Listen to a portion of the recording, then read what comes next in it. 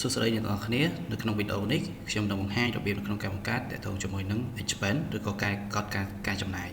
អញ្ចឹងទាក់ទងមួយចំណុចហ្នឹងទី1យើងអាចចូលមកកន្លែងនេះគឺ new expense អញ្ចឹងយើងចូលមកកន្លែងហ្នឹងមកនៅក្នុងហ្នឹងវាមានច្រើនអញ្ចឹងយើងនឹងប្រាប់ពីមួយចំណុចទៅមួយចំណុចអញ្ចឹងចំណុចទី1នេះគឺជា date គឺជាថ្ងៃខែដែល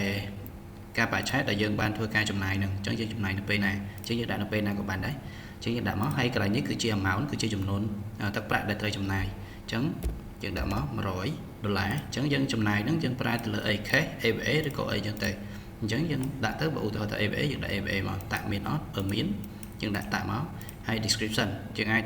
កត់ត្រាបាន description ហើយចំណាយទៅលើអីចឹងទៅអញ្ចឹងបើឧទាហរណ៍ថាយើងចំណាយទៅលើ salary អញ្ចឹងយើងដាក់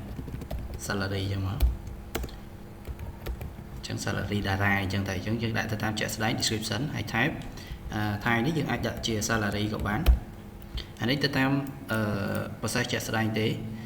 ហើយតើតើជាមួយនឹង reason បើសិនជាមានយើងដាក់មកតែបើអត់ក៏អត់ require ដែរអញ្ចឹងណាអញ្ចឹងចំណុចនេះយើងអាច select ទៅតាម category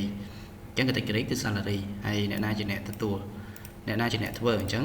យើងដាក់មកពីណាគេជាអ្នកធ្វើយើង select ទៅតាមនឹងហើយអ្នកណាក៏ជាអ្នក approve ដែល approve គឺយើងអាចដាក់ទៅតាមនឹងមកអញ្ចឹងគឺយើងដាក់ប៉ុណ្្នឹងមកហើយខាងក្រោមនេះតកតងជាមួយនឹង note បន្ថែមតកតងជាមួយនឹងការ note បន្ថែមទៅលើការចំណាយមួយហ្នឹងបើមានយើងដាក់ដូចគ្នាមកហើយតកតងជាមួយនឹងចំណុចកន្លែងនេះគឺយើងអាច upload ជារូបភាពបានដូចគ្នាអញ្ចឹងយើងអាច upload ហ្នឹងយើងគ្រាន់តែចុច choose file នេះមកហើយយើងចុច select ចូល file រូបភាពហើយតកតងមួយចំណុចនេះគឺ remove cache from register អញ្ចឹងយើងអត់មានទេដោយសារយើងប្រើជា AVA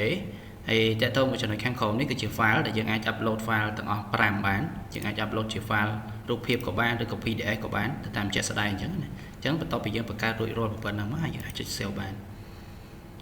អញ្ចឹងពេលដែលយើងចុច save ហើយយើងចេញមកវិញយើងនឹងឃើញតកតងជាមួយនឹងការបង្កើតទៅលើ